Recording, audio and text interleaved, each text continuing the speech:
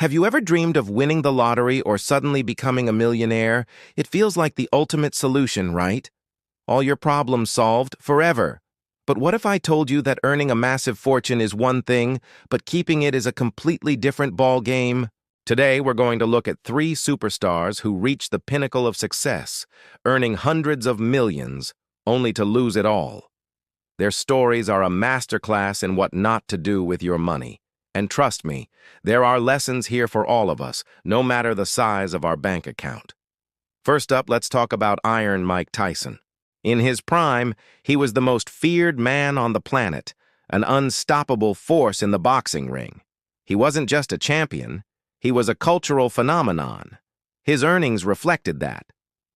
Throughout his career, Tyson raked in over $300 million, with some estimates putting it closer to $400 million. For a single fight, he could earn tens of millions. Imagine that kind of cash flow. He had it all. So, how does someone with that much money end up declaring bankruptcy in 2003? The answer is a textbook case of extravagant spending. Tyson lived a life that most of us can't even fathom. He bought sprawling mansions, a fleet of luxury cars, and even Bengal tigers as pets, which reportedly cost him thousands of dollars a month just to feed. His spending on jewelry alone was astronomical. It was a lifestyle fueled by impulse. If he wanted it, he bought it, with little thought to the cost. Compounding this were significant legal troubles and a lack of proper financial oversight. It's a powerful reminder that no matter how much you earn, if you spend more, you'll end up broke. His income was a raging river, but his expenses were a bottomless ocean.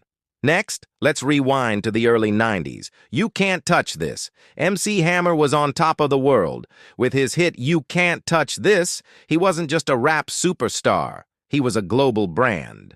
Parachute pants, catchy hooks, and electrifying dance moves earned him an estimated fortune of around $30 million to $40 million. In today's money, that's significantly more. He was one of the most successful entertainers of his era.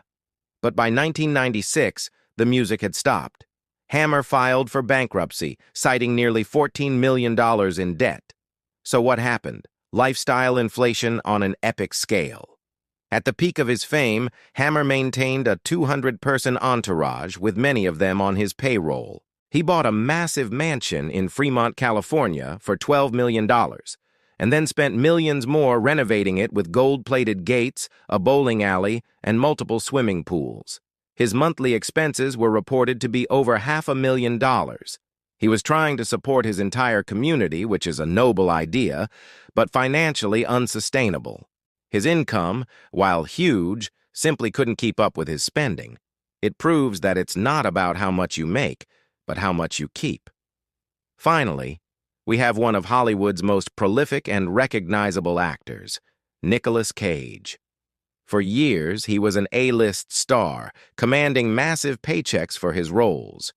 Between 1996 and 2011, he earned over $150 million. He was one of the highest-paid actors in the world, with the power to greenlight almost any project. But behind the scenes, a financial storm was brewing.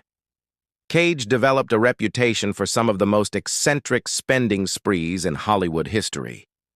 He wasn't just buying mansions, he was buying castles in Germany and England.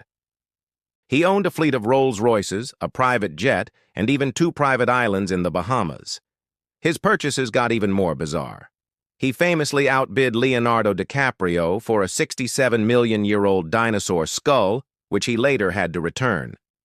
This combination of lavish living, poor investment choices, and a massive bill from the IRS for unpaid taxes pushed him to the brink of financial ruin. He had to sell off many of his prized assets just to pay off his debts. So, what can we learn from the stories of Mike Tyson, MC Hammer, and Nicolas Cage? First, wealth is not a guarantee of security. Earning money is a skill, but managing it is a completely different and arguably more important one. Second, lifestyle inflation is a real danger. When your income increases, it's tempting to upgrade everything, but if you're not careful, your expenses can quickly surpass your earnings, creating a dangerous cycle of debt. Finally, a solid financial plan is non-negotiable. Having advisors you trust and a clear budget is crucial, whether you're earning millions or just starting out. These stories aren't just celebrity gossip, they're cautionary tales that highlight the importance of financial literacy. You don't need to be a millionaire to apply these lessons. Live within your means, save and invest wisely, and always have a plan for your money. That is the true path to lasting financial freedom. Thanks for watching, everyone. If you found this interesting, please hit that like button, and don't forget to subscribe for more content that makes you think. Let me know in the comments which other stories of financial booms and busts you'd like to see covered. See you in the next one.